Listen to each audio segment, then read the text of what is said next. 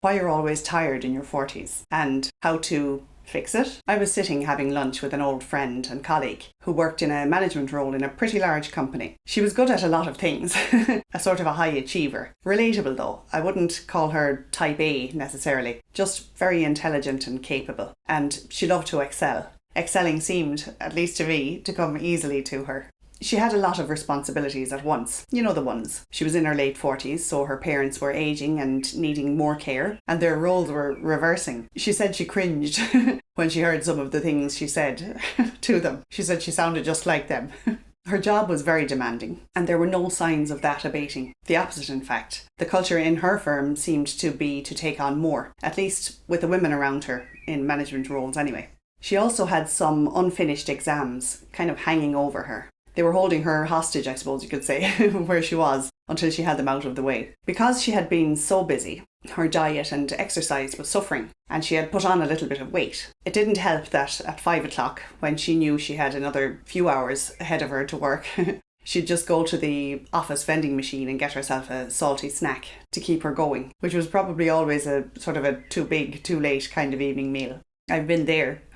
While we were chatting, I began to realise that even though she was successful, she was feeling unhappy, unfulfilled and overwhelmed in her job. She was always so busy. For years now, she said she felt like she was constantly drowning and hadn't had time to get on top of, let alone ahead, in her job. It was a long time since she, of all people, had had that lovely feeling of excellence. She sounded slightly desperate actually, while she was talking about how her parents' changing needs were taking extra time out of the little she had available. And she didn't mind that at all. She was delighted to be able to help. She just couldn't know how she'd be able to get those exams done anytime soon, let alone find the energy or time to look for another, easier job, where she'd have to start from the beginning, knowing nothing, with even less freedom than she had now. And how would she get a decent job without those exams anyway? And she was stuck on loop. I've been there too. And I couldn't say I'll never find myself there again actually, either. All this left me thinking, why do we put up with those highly stressful situations for so long?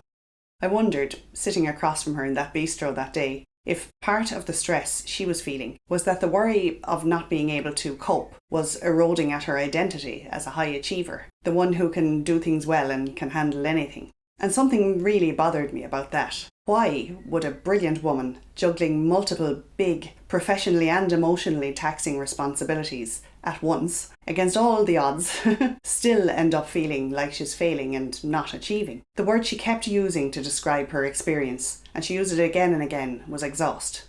I'm exhausted, and it's exhausting. If you were to stop and think about it, I mean, come on, no wonder she was exhausted. So where did these standards that she was failing to achieve come from? Were they even hers? Were they ever hers? Were they set by others who managed to achieve those standards themselves? Were they even possible? Where did she and we get the notion that we have to have it all? And where did that become we have to do it all? And at what cost?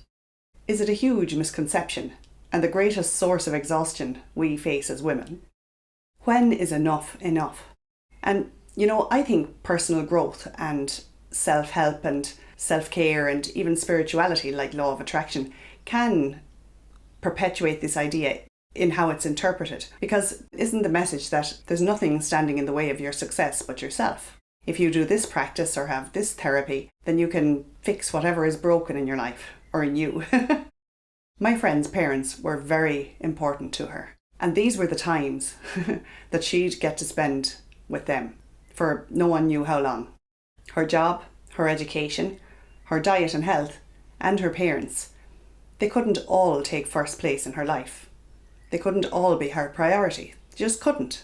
And I often wonder if it's this aiming for something that's actually impossible that's so exhausting. Is it possible that we can't, in fact, do it all?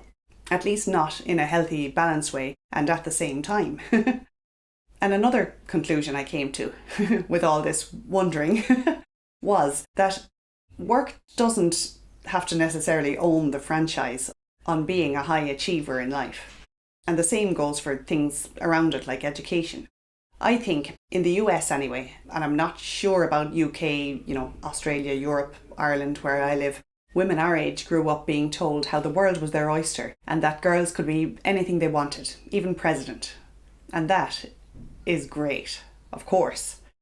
But aside from what if you don't want to be president, who decided that professional difficulty equals high achievement? I think it's more complicated than that. In the real world, stuff, all sorts of stuff, takes an enormous amount of effort, all sorts of effort, and it can feel frustrating and embarrassing to look around and compare our stuff with the apparent success of others and their stuff.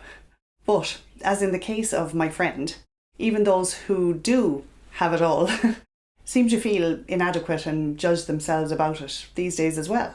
Maybe it's a feeling of guilt for not living up to the expectations of previous generations, or generally feeling like we're letting down womankind, whatever it is that womankind are supposed to do. That's a lot to live up to. I'm not sure there really is a solution, and I don't want to spend energy placing blame. So maybe a place to start is to look at what's going on without pointing fingers, including at ourselves. Hard to do. And maybe begin taking steps in different directions than the ones that have been laid out for us. What do you think? Am I the only one who thinks this? Let me know below. And I've linked another video here about being an overwhelm that you might like too.